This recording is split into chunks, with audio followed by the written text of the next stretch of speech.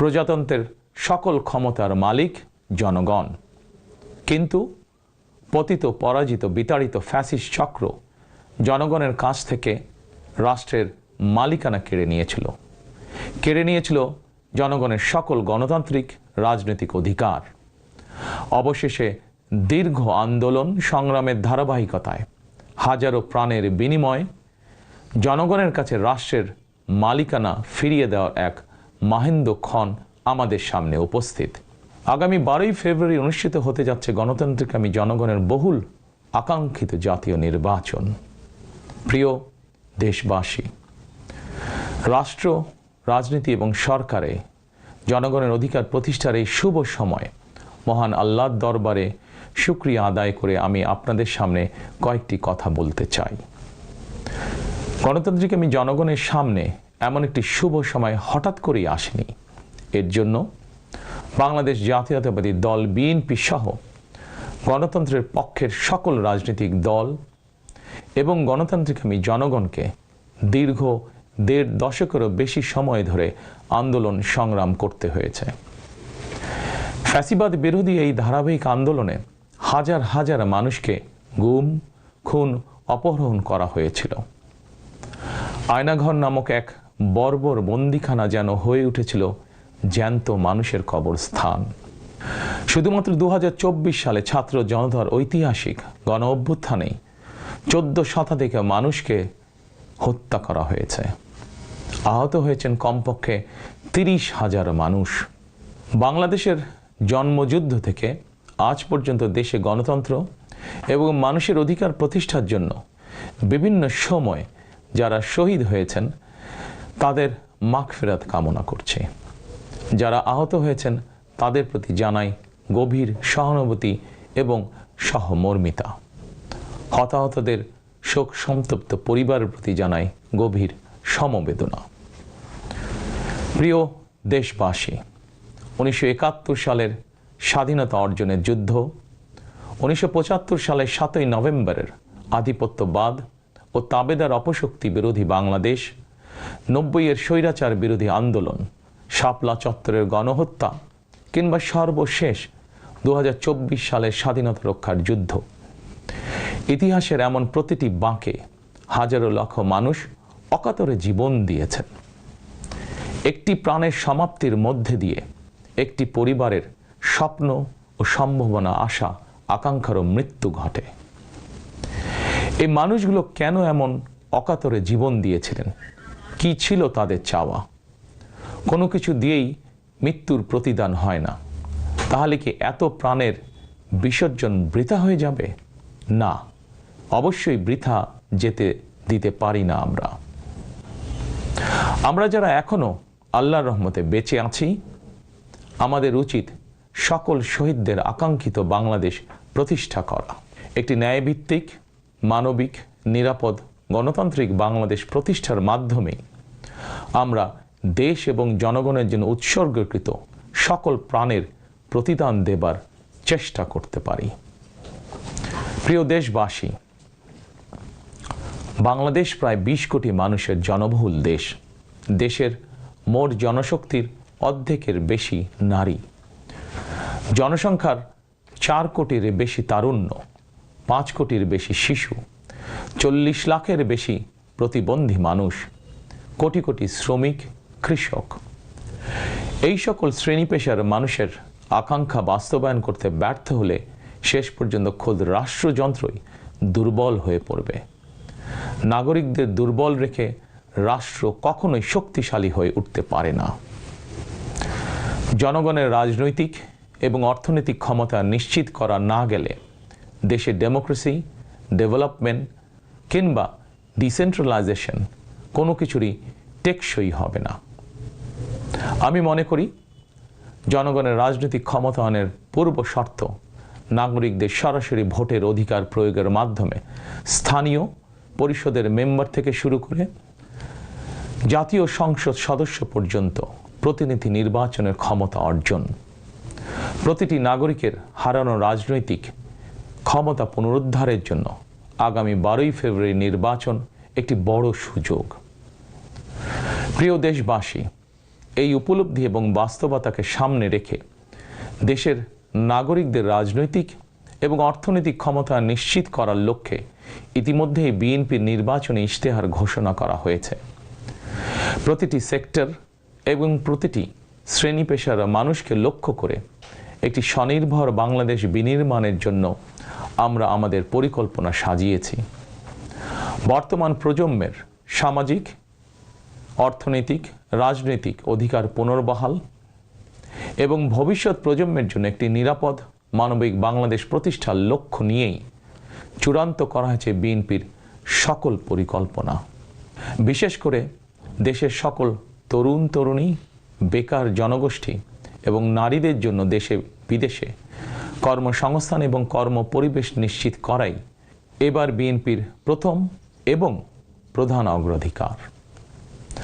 আমি ইশতেহারে উল্লেখিত কয়েকটি বিষয় খুব সংক্ষিপ্তভাবে আজ আবারও দেশবাসীর সামনে তুলে ধরতে চাই।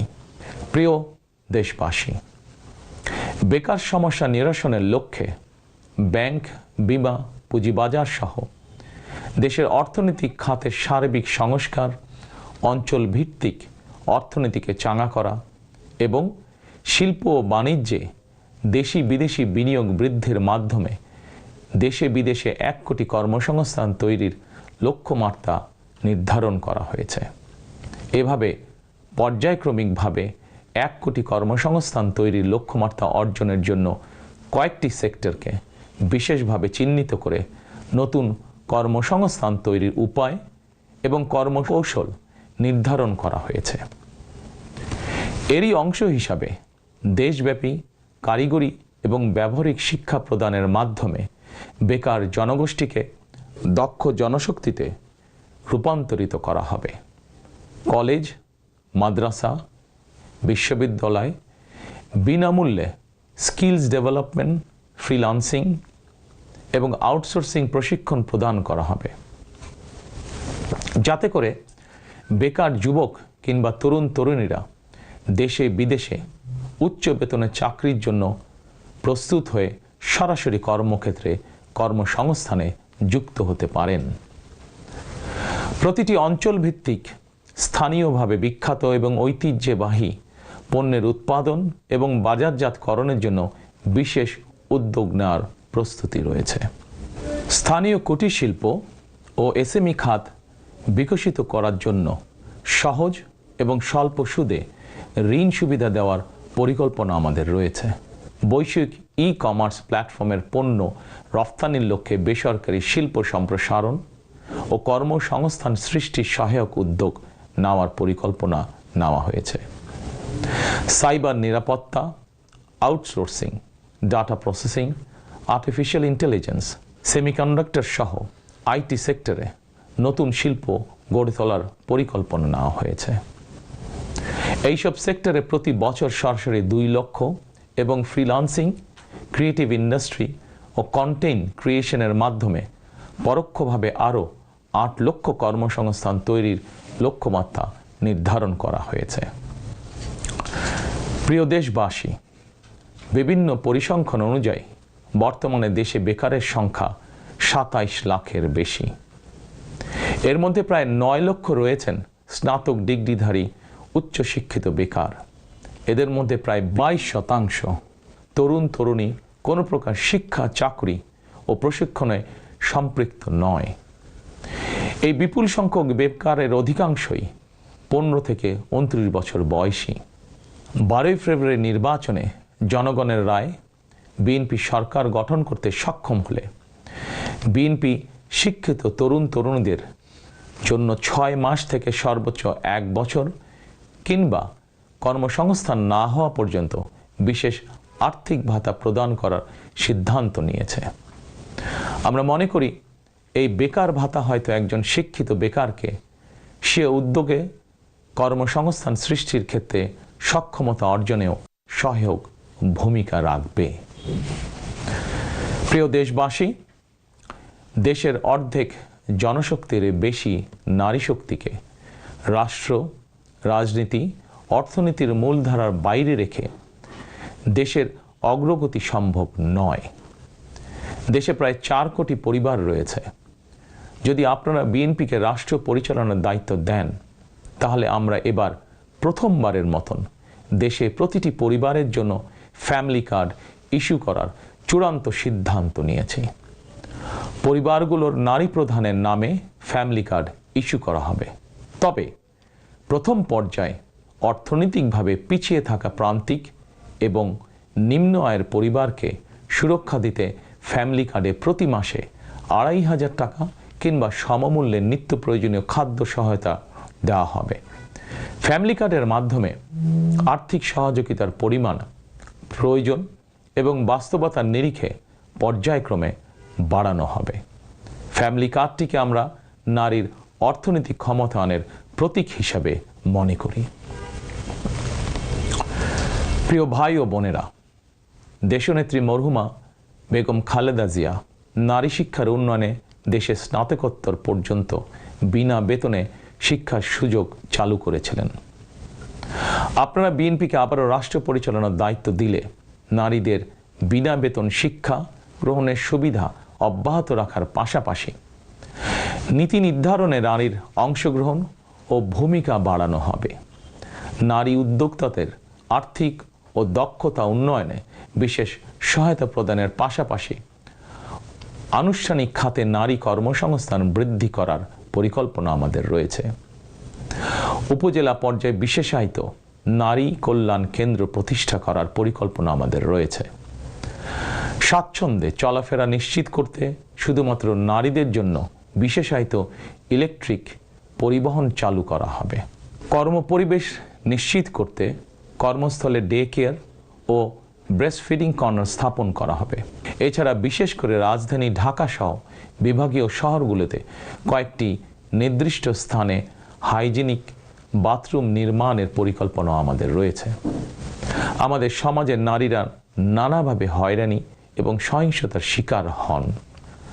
বর্তমান সময়ে নারীর প্রতি সাইবার বুলিং উদ্বেগজনক রূপ নিয়েছে। বুলিং সহ নারীর প্রতি যে কোনো ধরনের সহিংসতা বন্ধে কঠোর আইন প্রয়োগের পরিকল্পনা এবং সিদ্ধান্ত আমাদের রয়েছে।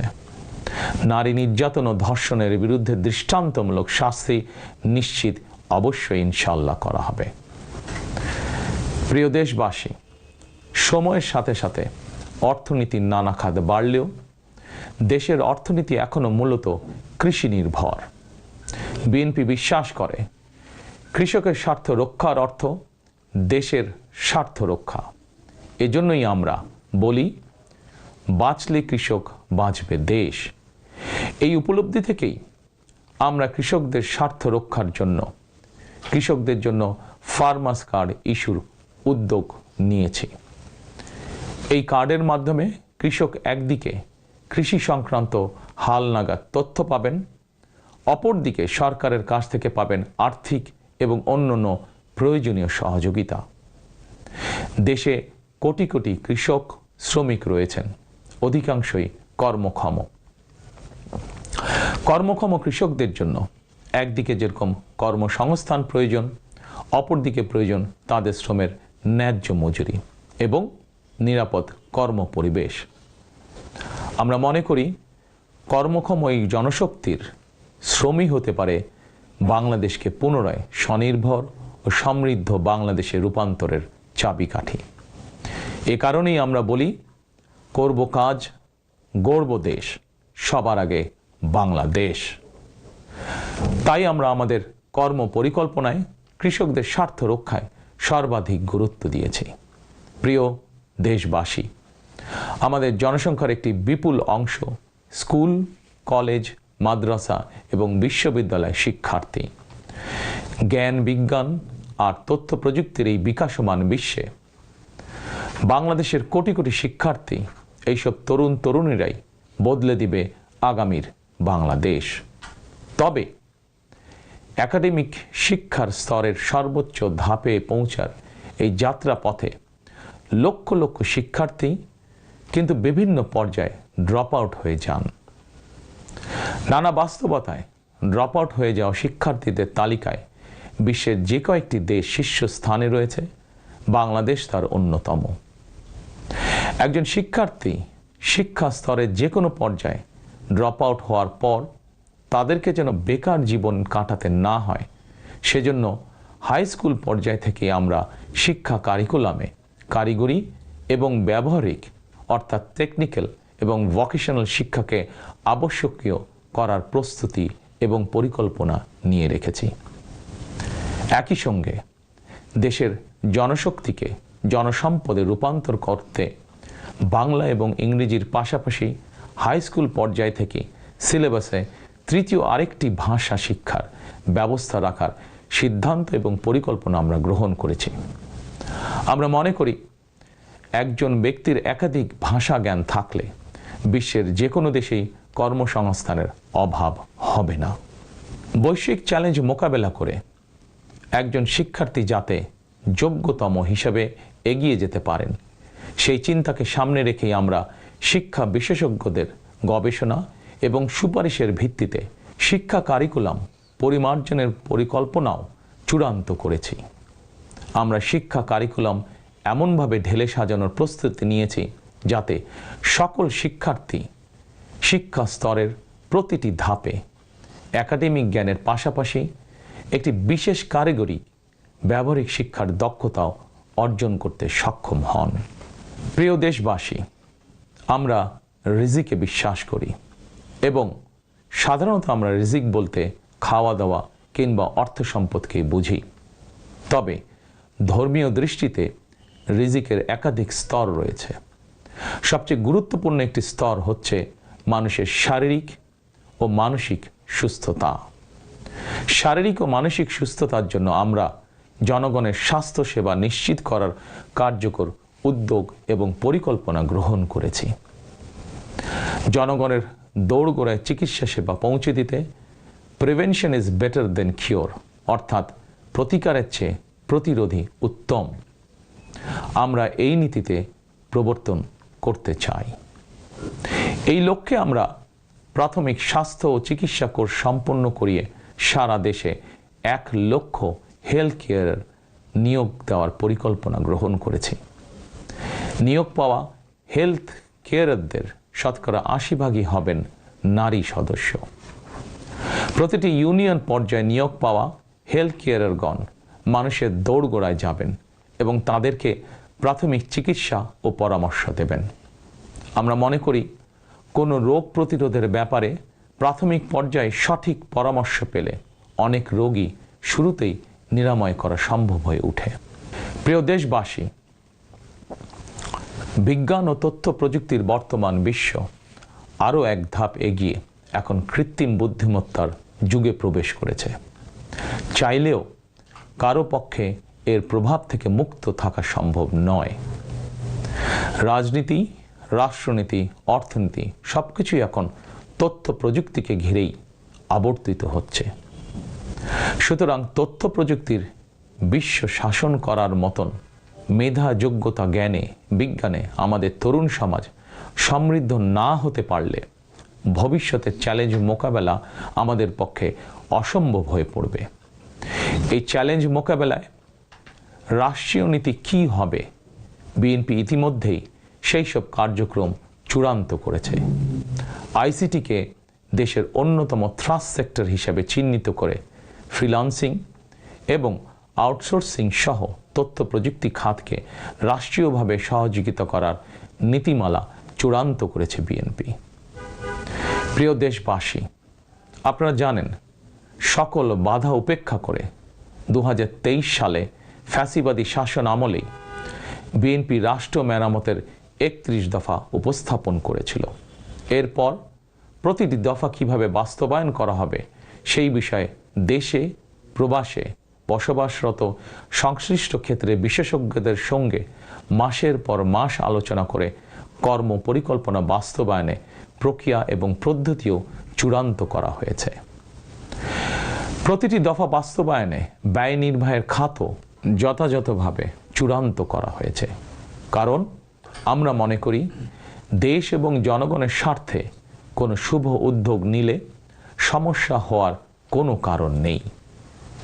বেগম খালেদা জিয়া রাষ্ট্রের টাকা দিয়েই বিনামূল্যে নারী শিক্ষার সুযোগ করে দিয়েছিলেন। প্রিয় দেশবাসী, আপনারা জানেন ফ্যাসিবাদের শাসন আমলে প্রতি বছর দেশ থেকে $16 বিলিয়ন পাচার করে দেওয়া হতো। এভাবে দুর্নীতি এবং টাকা পাচার আর অপচয় রোধ করা গেলে ফ্যামিলি কার্ড, ফার্মার্স কার্ড কিংবা বেকার ভাতা প্রদানের মতন ইতিবাচক উদ্যোগগুলো বাস্তবায়নের জন্য অর্থের সংকুলন অসম্ভব নয়। শুধু রাজনৈতিক সদিচ্ছার প্রয়োজন। জনস্বার্থে প্রতিশ্রুতি পূরণের রাজনৈতিক সদিচ্ছা বিএনপির রয়েছে। প্রিয় দেশবাসী, আমাদের সকল ওয়াদা বাস্তবায়নের জন্য আপনাদের দোয়া, সমর্থন, সহযোগিতা এবং ভোট চাই। প্রিয় দেশবাসী, জনগণ রাষ্ট্রের মালিক। জনগণ রাষ্ট্রের মালিক হলে রাষ্ট্রের সুযোগ সুবিধাও ভোগ করা জনগণের অধিকার।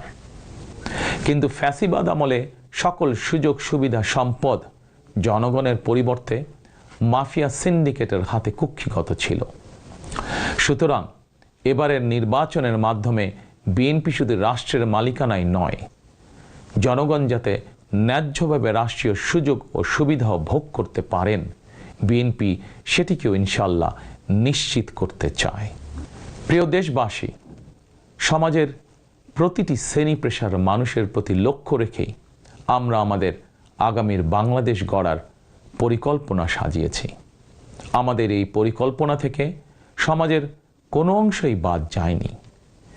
দেশে প্রতিবন্ধী প্রায় 40 লক্ষ মানুষের কল্যাণ নিয়েও আমাদের পরিকল্পনা রয়েছে।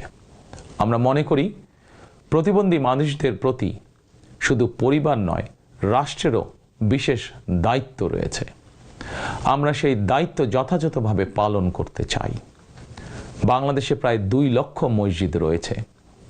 এই মসজিদের কয়েক লক্ষ খতিব, ইমাম, মুয়াজ্জিম সাহেব রয়েছেন। জন্ম থেকে মৃত্যু পর্যন্ত এই মানুষগুলোর সঙ্গে আমাদের রয়েছে ধর্মীয়, সামাজিক, আত্মিক এবং আধ্যাত্মিক সম্পর্ক। এদের অনেকেই আর্থিকভাবে পিছিয়ে রয়েছেন।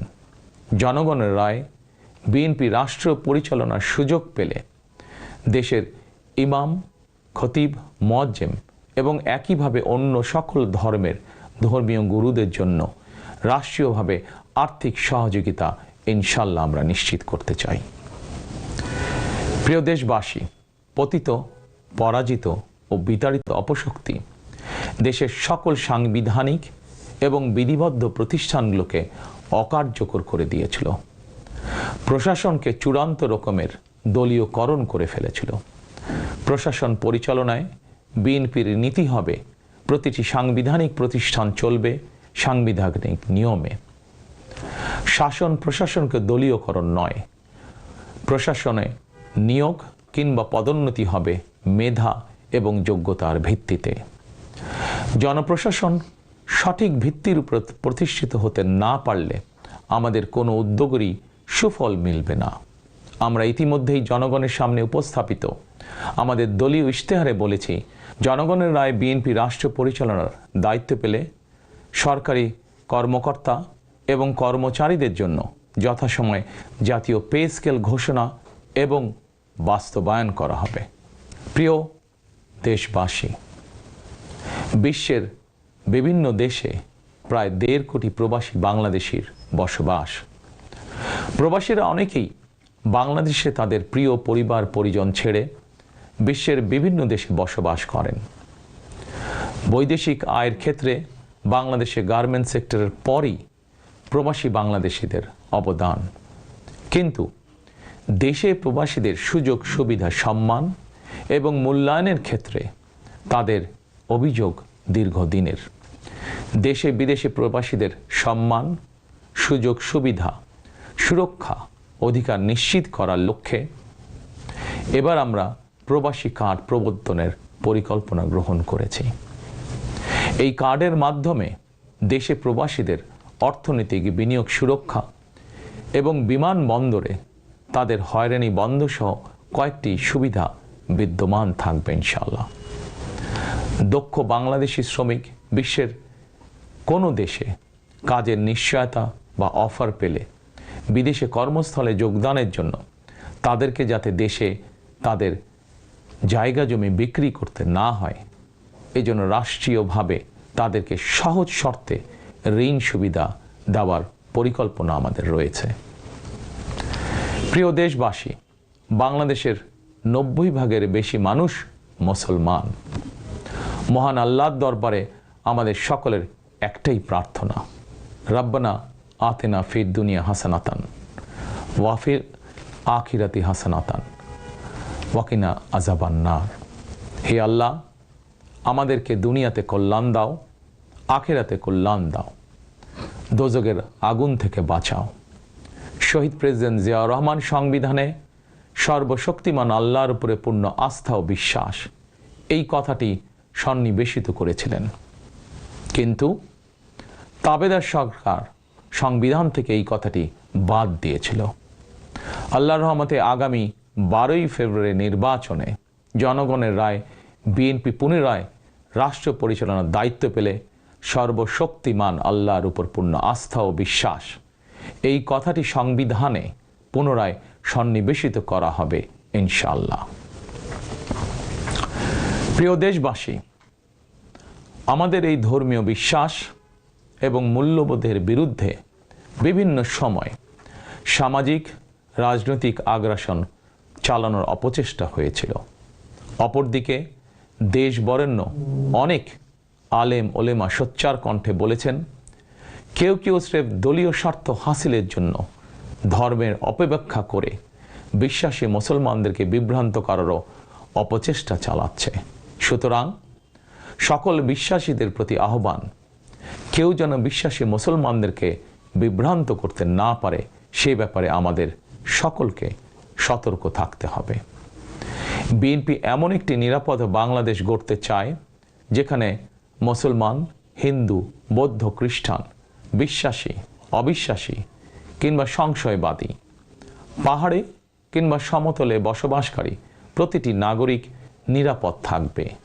1971 সালের স্বাধীনতা যুদ্ধ সময় কে কোন ধর্মের এটি কোনো জিজ্ঞাসা ছিল না। 2024 সালের স্বাধীনতা রক্ষার যুদ্ধেও কে কোন ধর্মের, কার কি ধর্মীয় পরিচয়, এটি কোনো জিজ্ঞাসা ছিল না। আমরা মনে করি ধর্ম যার যার, রাষ্ট্র সবার। প্রতিটি ধর্মের মানুষ নিজ নিজ ধর্মীয় বিশ্বাস এবং রীতি অনুযায়ী যার যার ধর্ম পালন করবেন। এটি একটি আধুনিক সভ্য সমাজের রীতি। সকল নাগরিকের শান্তি এবং নিরাপত্তা নিশ্চিত করা রাষ্ট্রের দায়িত্ব। ধর্ম যার যার, নিরাপত্তা পাবার অধিকার সবার। প্রিয় দেশবাসী, দেশের গত 55 বছরের ইতিহাসে এটি বারবার প্রমাণিত হয়েছে, দেশের গণতান্ত্রিকামী জনগণ তাদের স্বাধীনতা হরণকারী স্বৈরাচার, ধর্মীয় চরমপন্থা কিংবা উগ্রবাদ কোনোটিকেই পছন্দ করে না। নিজ নিজ ধর্মীয় বিশ্বাস এবং সংস্কৃতি বজায় রেখেই যাতে আমরা সকলে মিলেমিশে একটি নিরাপদ বাংলাদেশ গড়তে পারি, এ লক্ষ্যেই স্বাধীনতার ঘোষকের যুগান্তকারী রাজনৈতিক দর্শন ছিল বাংলাদেশি জাতীয়তাবাদ। দল, মত, ধর্ম, বর্ণ নির্বিশেষে এই বাংলাদেশ আমাদের সবার, আমরা সবাই বাংলাদেশি। প্রিয় দেশবাসী, দেশের জনগণের সমর্থনে বিএনপি অতীতে বহুবার রাষ্ট্র পরিচালনার সুযোগ পেয়েছে। স্বাধীনতার ঘোষক জিয়াউর রহমান রাষ্ট্র পরিচালনার দায়িত্ব পেয়ে দেশকে স্বনির্ভর বাংলাদেশ হিসাবে গড়ে তুলেছিলেন। বাংলাদেশের স্বার্থের পক্ষে থাকার কারণেই তাকে শাহাদাত বরণ করতে হয়েছে। আমার মা মরহুমা বেগম খালেদা জিয়া, যাকে বাংলাদেশের জনগণ অর্থাৎ আপনারাই দেশনেত্রী উপাধি দিয়েছিলেন, তিনি কখনোই আপনাদের সম্মানের অমর্যাদা করেননি।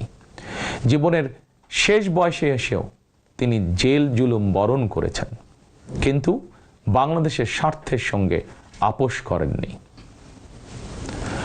সন্তান হিসাবে আমি জানি তার কাছে অনেক প্রস্তাব এসেছিল।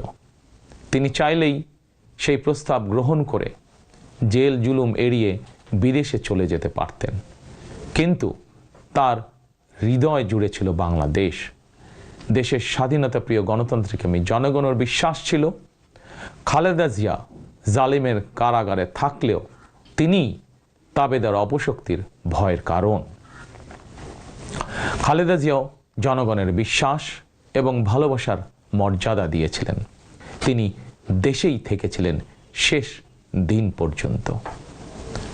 প্রিয় দেশবাসী, ফ্যাসিবাদ মুক্ত বাংলাদেশে আপসীন নেত্রী বেগম খালেদা জিয়া দেশে পুনরায় গণতন্ত্রকে প্রাতিষ্ঠানিক রূপ দিতে চেয়েছিলেন, জনগণের অধিকার প্রতিষ্ঠা করতে চেয়েছিলেন।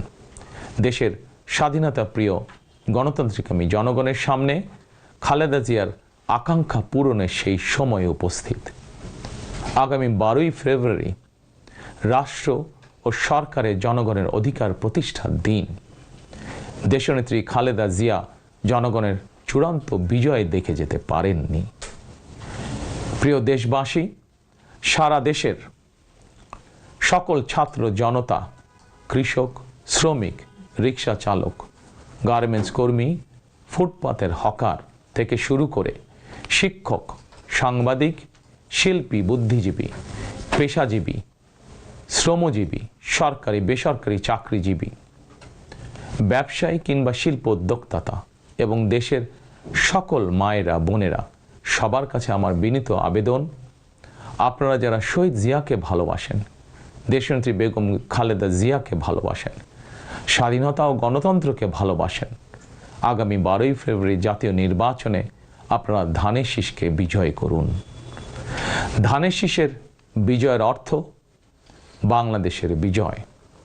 ধানের শীষের বিজয়ের অর্থ স্বাধীন, সার্বভৌম, তাবেদার মুক্ত বাংলাদেশ।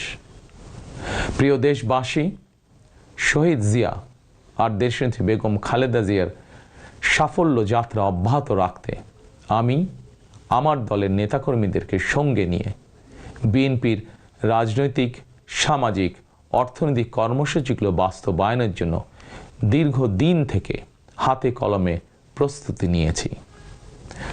2001 সালে যখন আপনাদের সমর্থনে বিএনপি রাষ্ট্র পরিচালনার দায়িত্ব পালন করেছিল, আমি তখন সরকারের অংশ হইনি।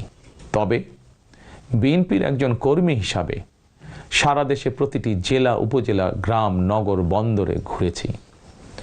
আপনাদের স্থানীয় সমস্যাগুলো, সম্ভাবনাগুলো জানার, বোঝার চেষ্টা করেছি। পরিস্থিতির কারণে বিদেশে থাকতে বাধ্য হলেও হৃদয়, মন, সত্তা জুড়ে ছিল বাংলাদেশ, বাংলাদেশের জনগণ। আমি তাই বিদেশে অবস্থানকালীন সময়েও দেশের প্রতিটি এলাকায় আপনাদের সঙ্গে যোগাযোগ রাখার চেষ্টা করেছি। বিদেশ থেকে দেশে ফিরেও আমি আবারও এই স্বল্প সময় যতটুকু সম্ভব আপনাদের কাছে ছুটে গিয়েছি। আমি আপনাদের ভালোবাসা পেয়েছি, বিএনপির প্রতি আপনাদের আবেগ এবং ভালোবাসা উপলব্ধি করেছি। প্রিয় দেশবাসী, 12ই ফেব্রুয়ারি বিএনপির প্রতি আবারও আপনাদের ভালোবাসা প্রকাশের দিন। অতীতে আপনাদের সমর্থনে বিএনপি একাধিকবার রাষ্ট্র পরিচালনার দায়িত্ব পালন করেছে। দেশ পরিচালনা করতে গিয়ে সেই সময় কোনো কোনো ক্ষেত্রে হয়তো আমাদের অনিচ্ছাকৃত কিছু ভুল ত্রুটি হয়েছে। সেজন্য আমি দেশবাসীর কাছে আন্তরিকভাবে দুঃখ প্রকাশ করছি। অতীতের ভুল থেকে শিক্ষা নিয়ে অর্জনগুলোকে অবলম্বন করে বর্তমান এবং ভবিষ্যৎ প্রজন্মের জন্য একটি নিরাপদ বাংলাদেশ গঠনের জন্য আগামী 12ই ফেব্রুয়ারি জাতীয় নির্বাচনে আবারও আমি আপনাদের সমর্থন চাই। আমি দেশ এবং জনগণের জন্য, আপনার এবং আপনার পরিবারের সদস্যদের জন্য যেসব পরিকল্পনা গ্রহণ করেছি, প্রতিটি পরিকল্পনা বাস্তবায়নের জন্য ধানের শীষে আপনাদের সমর্থন এবং আপনাদের ভোট চাই। প্রিয় দেশবাসী, প্রতিটি পরিকল্পনা বাস্তবায়নের জন্য কঠোরভাবে দুর্নীতি নিয়ন্ত্রণ, আইনের শাসন প্রতিষ্ঠা এবং জনগণের কাছে রাষ্ট্র এবং সরকারকে দায়বদ্ধ রাখার কোনোই বিকল্প নেই। রাষ্ট্র পরিচালনায় আপনাদের সমর্থন পেলে দেশের আগামী দিনে সরকার হবে জনগণের কাছে দায়বদ্ধ। দেশে দুর্নীতি নিয়ন্ত্রণে যতটা কঠোর হওয়া যায় বিএনপি সরকার ইনশাল্লাহ ততটাই কঠোর হবে। দেশে পুনরায় আইনের শাসন প্রতিষ্ঠিত হবে ইনশাল্লাহ। দেশবাসীর কাছে এটি আমার অঙ্গীকার, বিএনপির অঙ্গীকার। আপনাদের কাছে আমার অঙ্গীকারের কারণ আপনারাই বিএনপির সকল রাজনৈতিক ক্ষমতার উৎস। প্রিয় দেশবাসী, ফ্যাসিবাদ আমলে 2024 সালের 7ই জানুয়ারি তথাকথিত দামি নির্বাচনে আমি আপনাদের প্রতি আহ্বান জানিয়ে বলেছিলাম, 7ই জানুয়ারি সারাদিন পরিবারকে সময় দিন। বর্তমানে ফ্যাসিবাদ মুক্ত বাংলাদেশে অনুষ্ঠিত জাতীয় নির্বাচনে এবার দেশবাসীর প্রতি আমার আহ্বান, আপনাদের প্রতি আমার বিনীত আবেদন, 12ই ফেব্রুয়ারি সারাদিন ধানের শীষে ভোট দিন। তারুণ্যের প্রথম ভোট ধানের শীষের জন্য হোক। প্রিয় দেশবাসী, গণতন্ত্রকামী প্রিয় ভাই ও বোনেরা, 12ই ফেব্রুয়ারি আপনারা ধানের শীষের প্রার্থীদের দায়িত্ব নিন। 13 তারিখ থেকে আপনাদের নির্বাচিত এমপিরা আপনাদের দায়িত্ব নেবে। নির্বাচিত প্রতিনিধিরা আপনাদের দায়িত্ব ঠিক মতন পালন করছে কিনা সেটি নিশ্চিত করার দায়িত্ব আমি নেব ইনশাল্লাহ। 12ই ফেব্রুয়ারি যদি আপনাদের সমর্থন পাই, তাহলে রাষ্ট্র পরিচালনায় বিএনপির মূল মন্ত্র থাকবে মহানবীর মহান আদর্শ, ন্যায়পরায়ণতা।